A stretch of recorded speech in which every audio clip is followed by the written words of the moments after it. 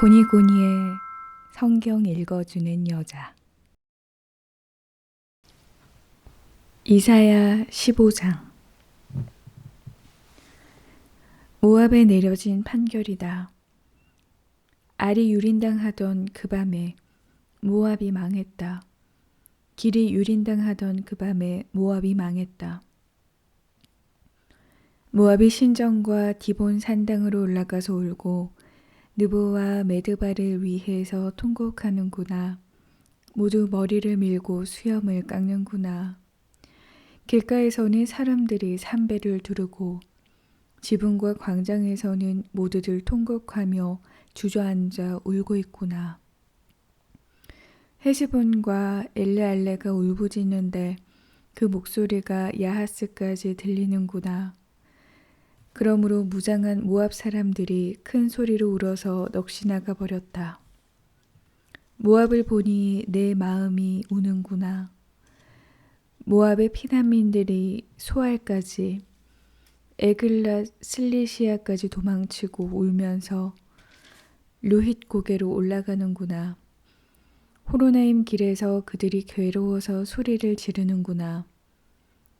니므림의 물은 말라서 사막이 돼버렸고 풀들은 시들어서 풀밭이 사라지고 푸르름이 더 이상 남지 않았구나. 그러므로 그들은 자기들이 벌어 쌓아놓은 재물을 갖고 버드나무 시내를 건너고 있다. 그들의 울부짖음은 모압 경계를 따라 메아리치고 그들의 통곡 소리는 에글라임까지 들리고 그들의 아우성 소리는 브엘 엘림까지 미친다. 디몬의 물은 피로 가득하다. 그러나 내가 디몬의 재앙을 더하겠다. 모압의 피난민들과 그 땅에 살아남은 사람들에게 사자를 보내겠다. 16장. 그 땅의 지배자에게 양들을 보내라. 셀라에서 광야를 거쳐 딸 시온의 산으로 양들을 보내라. 퍼덕거리며 떠드는 새처럼 둥지에서 떨어진 새끼 새처럼 모압의 여인들은 아르논 나르터에서 서성거리고 있다. 조언해주고 중재해 주어라. 한낮에는 밤처럼 너의 그림자를 드리워서 쫓겨난 사람들을 숨겨주고 피난민을 그림자 밖으로 몰아내지 마라. 모압에서 쫓겨난 사람들이 너에게 머물게 해주어라.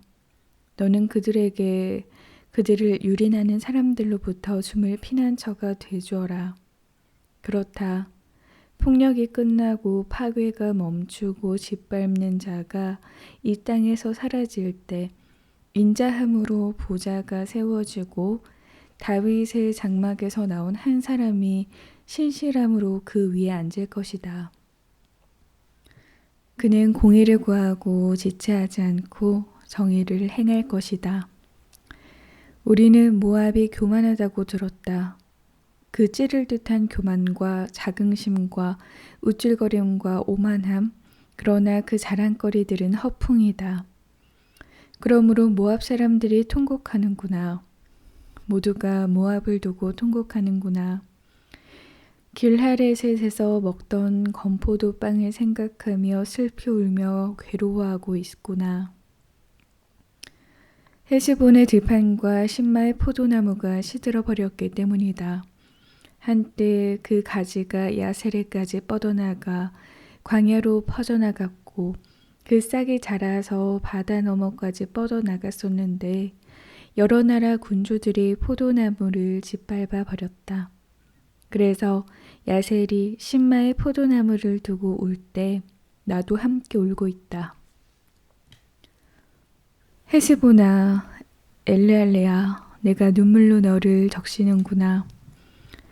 다 익은 너의 여름 열매와 너의 수확물을 보고 기뻐 외치던 소리가 그쳤구나. 과수원에는 기쁨과 즐거움이 사라져 버렸고 포도원에는 노랫소리나 환호성이 울려 퍼지지 않고 포도주 틀에는 포도 밟는 사람이 없구나. 내가 그 환호성을 그치겠다. 그래서 모압 때문에 내 내장이 하프처럼 떨리고 길하레셋 때문에 내 창자가 뒤틀린다.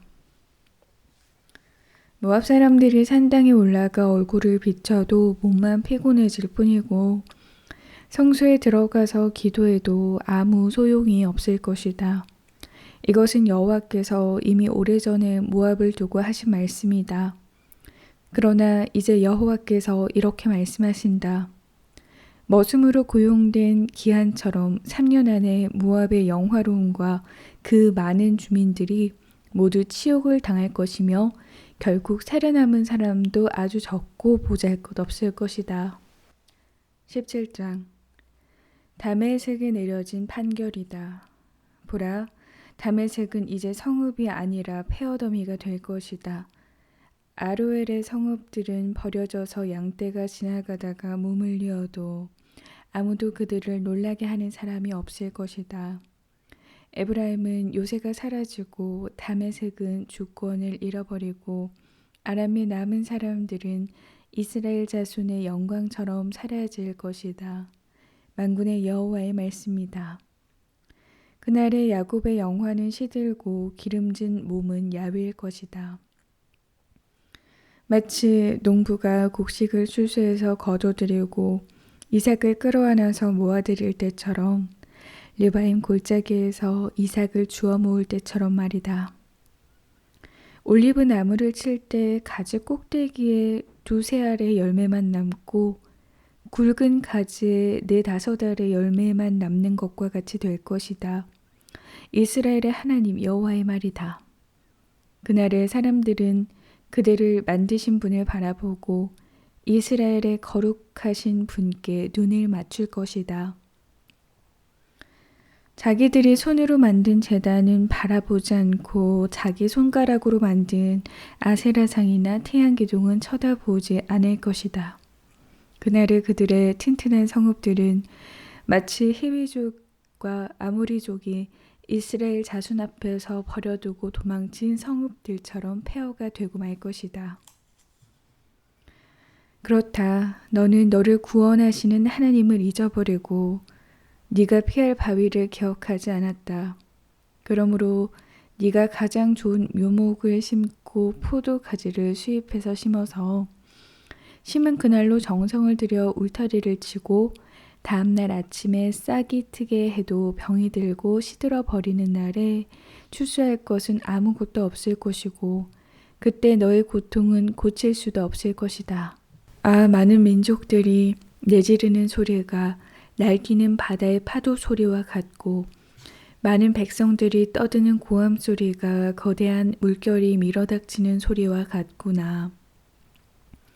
비록 많은 사람들이 굽이치는 물결처럼 으르렁거려도 하나님께서 그들을 꾸짖으시면 그들은 바람에 날려가는 산 위의 겨와 같이 폭풍에 휘말려 굴러가는 티끌과 같이 멀리 멀리 쫓겨 도망칠 것이다. 저녁에 밀려왔던 엄청난 공포가 아침이 오기 전에 이미 가고 없을 것이다. 이것이 우리를 약탈한 사람들의 몫이고 우리를 노략한 사람들의 운명이다.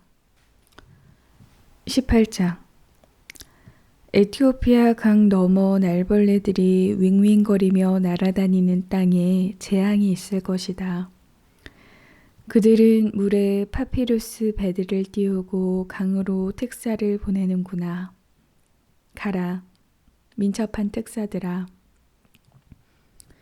키가 크고 매끈한 피부를 가진 민족, 멀리서도 사람들이 무서워하는 백성, 여러 줄기의 강이 흐르는 곳에 사는 사람들, 힘이 세어 적을 짓밟는 백성들에게로 가라. 세상 모든 사람들아, 이 땅에 사는 사람들아, 깃발이 산 위에 세워지면 주목해보고 나팔 소리가 울리면 잘 들으라. 여호와께서 내게 이렇게 말씀하신다. 태양빛에서 조용히 어른거려 내리는 열기처럼 가을 추수의 열기 속에서 고요히 사라지는 이슬처럼 나는 내 처소에서 잠잠히 살필 것이다. 그러다가 추수하기 전에 꽃이 지고 신 포도가 익어갈 때 그가 가지치는 가위로 줄기를 베어내고 길게 뻗은 가지들을 잘라버리실 것이다. 그 가지들은 모두 버려져서 산에 사는 맹금들과 들짐승들의 먹이가 될 것이니 독수리가 그것으로 여름을 나고 모든 들짐승이 그것으로 겨울을 날 것이다. 그때에 만군의 여호와께서 예물을 받으실 것이다. 키가 크고 매끈한 피부를 가진 민족, 멀리서도 사람들이 무서워하는 백성, 여러 줄기의 강이 흐르는 곳에 사는 사람들, 힘이 세어 적을 짓밟는 백성들이 만군의 여호와를 이름이 모셔진 시온산으로 예물을 들고 올 것이다. 19장 이집트에 내려진 판결이다. 보라, 여호와께서 날쌘 구름을 타고 이집트로 가신다. 이집트 우상들이 그 마음에서 벌벌 떨고 이집트 사람들의 마음이 그 안에서 녹아내릴 것이다. 내가 이집트 사람들이 자기들끼리 들고 일어나게 하겠다.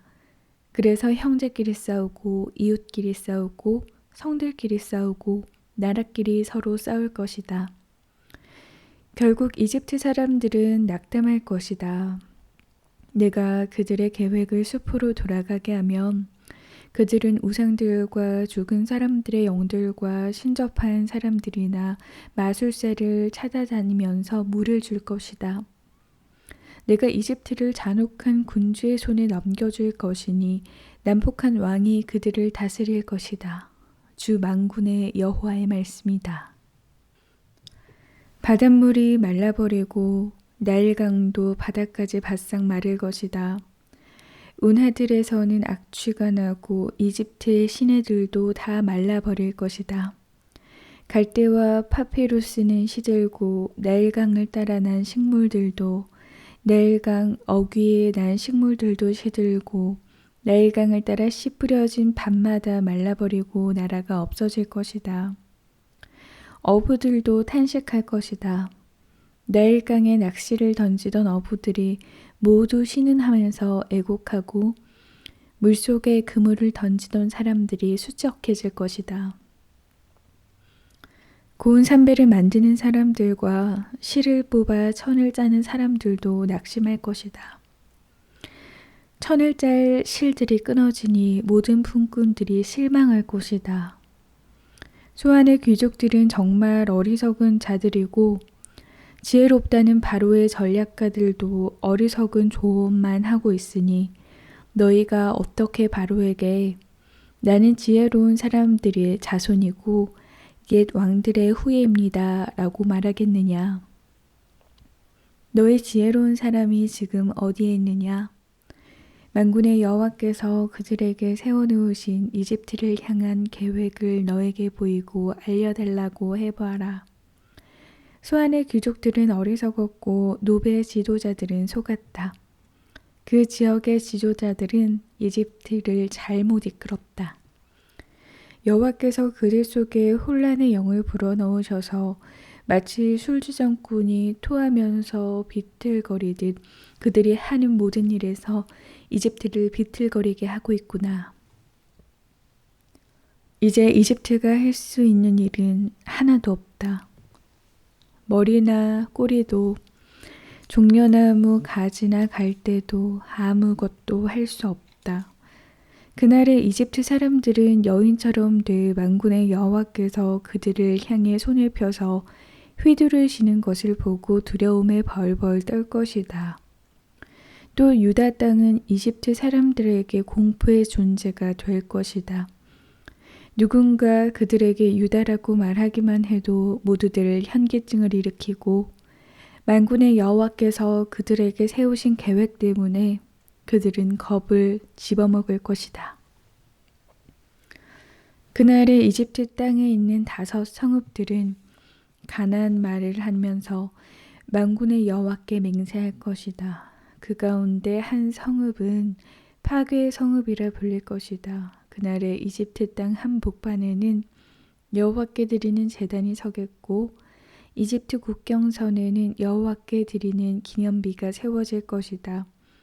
그것은 이집트 땅에서 만군의 여호와를 위한 표적과 증거가 돼서 그들이 압제를 받을 때 여호와께 부르짖으면 그분이 그들에게 구원자를 보내 그들을 구해내실 것이다. 이렇게 여호와께서 자신을 이집트 사람들에게 알리시면 그날에 그들이 여호와를 알게 돼 제물과 예물로 경배하며 여호와께 맹세를 하고 그것을 지켜 행할 것이다. 여호와께서는 이집트를 치신다. 그러나 치시고는 고쳐주실 것이다. 그들이 여호와께로 돌아오면 그는 그들의 간청을 들어주셔서 그들을 고쳐주실 것이다. 그날에 이집트에서 아시리아로 가는 큰 길이 생겨 아시리아 사람들이 이집트로, 이집트 사람들이 아시리아로 갈 것이다. 그리고 이집트 사람들이 아시리아 사람들과 함께 예배를 드릴 것이다.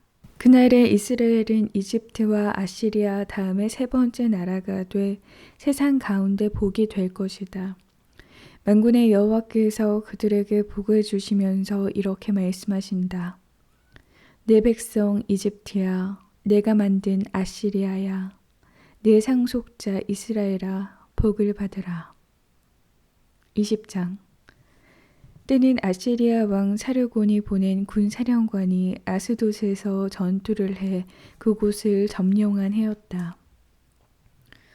그때 여호와께서 아모스의 아들 이사야에게 말씀하셨다. 가서 허리에 두른 삼백끈을 풀고 너의 발에서 신을 벗어라. 그는 말씀대로 옷을 벗은 채 맨발로 돌아다녔다. 그러자 여호와께서 말씀하셨다. 내 종 이사야가 옷을 벗고 맨발로 3년 동안 다닌 것은 이집트와 에티오피아에게 주는 표적과 상징이다. 이렇게 아시리아 왕이 이집트의 포로들과 에티오피아의 망명자들을 젊은이나 늙은이나 할 것 없이 옷을 벗겨 맨발로 끌고 갈 것이고 이집트 사람들은 엉덩이까지 드러낸 채로 끌려갈 것이다. 그래서 에티오피아를 신뢰하고 이집트를 자랑하던 사람들은 경악하고 부끄러워할 것이다. 그날에 이 해안가에 사는 주민들은 이렇게 말할 것이다. 보라, 우리가 의지했던 사람들, 우리가 아시리아 왕에게서 도망쳐서 구해달라고 도움을 요청한 그 사람들이 이렇게 됐다면 이제 우리는 어떻게 피해야 할까?